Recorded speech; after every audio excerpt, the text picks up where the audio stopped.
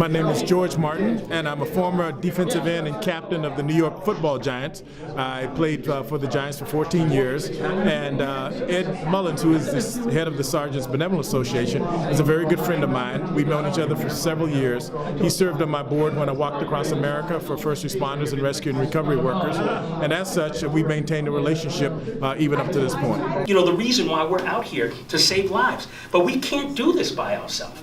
It doesn't work that way. We're a city of so many different people, so many different ethnicities. We have to work as one, and that has to be the message. And we have to shut down and shout down individuals who look to want to create the dissension that moves us away from that kind of positivity. And that's what this particular program basically is geared on. So what we have to do first and foremost is put human faces on the problems in our city.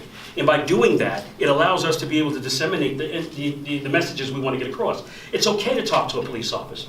It's okay to be, you know, a good guy in the community. You don't have to follow the gangbangers. You don't have to join a gang. So these are the messages we get across first and foremost. But if you choose to go that route, well, this is what's going to happen. And that's where we come with the Lorenzo Steele's presentations. And we have the individuals on the panels talking about their experiences. We have these moms sharing their experience of losing that loved one. I mean, and a lot of us can adapt to it. I know I can. I lost my nephew. He was shot and killed. He was attempting to break up a fight in Richmond, Virginia, where he lives. At the time, he was 22 years old. And what had transpired when he broke it up, the guy felt that, you know, he wanted to fight him as well. My nephew said, "Look, that's not me. I don't want to do that." So, you know, but the guy kept egging him on, and they wound up fighting. And my cousin beat the daylights out. My nephew, rather, beat the daylights out of him. To his surprise, the guy came back later on, snuck up behind him, shot him in the head twice, and killed him. I don't wish this on any other mother. It is painful. It is a pain that you won't ever get away from, unfortunately. So we work twice as hard so that they don't have to endure this kind of pain. So that's kind of like where we're at. I just say to mothers, we just have to stay in contact with our kids and stay on top of them, and show them love, show them that you care, and hopefully that will be enough to kind of deflect them away from the negative in the street.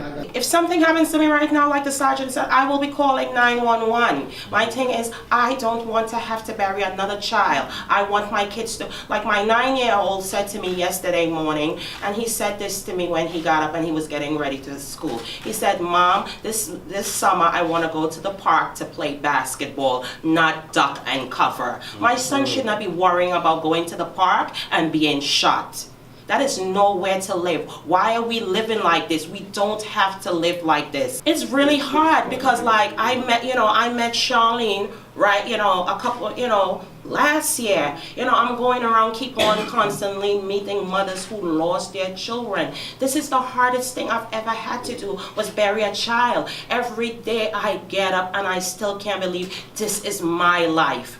But this is my sister. We stand together and we support one another. I wish we never had to meet like this. But when I'm in pain, I can pick that phone up and I can call her because she knows exactly what I'm feeling and what I'm going through. And we help get each other through this. It's the worst club to belong to.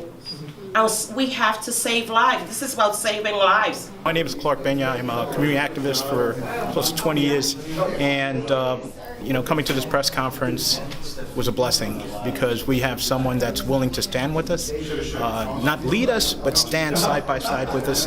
And his name is Sergeant Ed Mullins, the president of the SBA. Sergeant, I just want to thank you on behalf of our neighbors in East Harlem.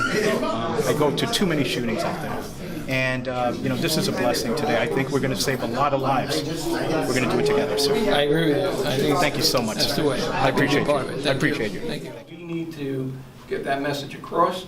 We need to educate people that we are the good guys and embrace more people onto the side of good and take away that minor stage from the critics who create all the hoopla of nonsense that changes the image of what the police are really about. I represent almost 13,000 New York City police sergeants, and basically what we do is we provide really for their overall well-being and represent them in anything that may occur in their work environment or something that could occur in their life off duty. How did you start your career? As any other police officer, I went through the police academy, was a assigned to patrol, worked in a variety of different precincts and units, and 35 years later, I'm now president of this organization. What inspired you to start your career? I took a test when I was in high school, and I was in college. They called me, and it was either the NYPD or the United States Marines, and this was it. It was a destiny, saving I lives. guess it was just, it was meant to be. I think it's a milestone event. I think it's very important as the community is getting together and bridging the current divide that exists between the community and police officers. So I think it's very unique to be a part of something like this, and I look forward to its ultimate success.